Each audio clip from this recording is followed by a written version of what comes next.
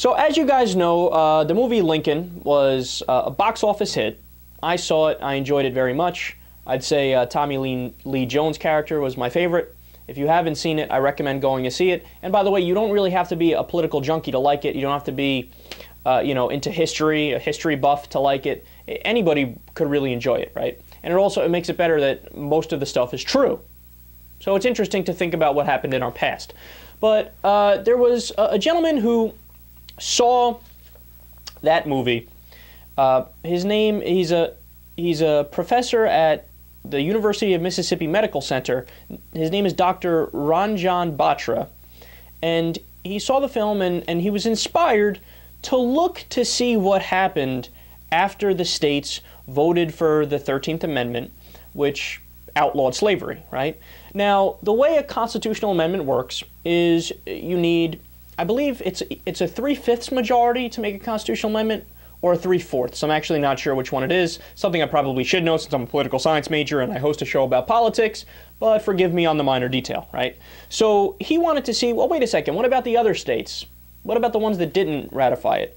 What happened with the history of the amendment after that? So come to find out that a lot of the rather rebellious states didn't make a move until much later.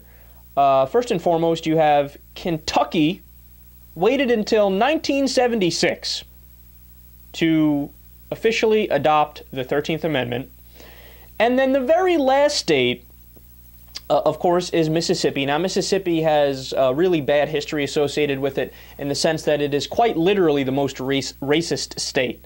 And what I mean by that is there was open discrimination, open restrictions of civil liberties, and you had the most lynchings that occurred in Mississippi compared to all the other southern states. Well, they voted to approve the amendment in 1995. But the story gets even more interesting, because although they had voted to approve the amendment in 1995, it has to be approved by not only the legislative chambers, but it needs to be sent to the office of the federal registrar to make it official.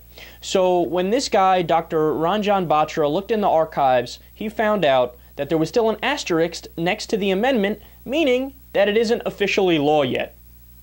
So I come to you today, in the year 2013, to tell you that the state of Mississippi has officially ended slavery as of, I'm not kidding about this, last week.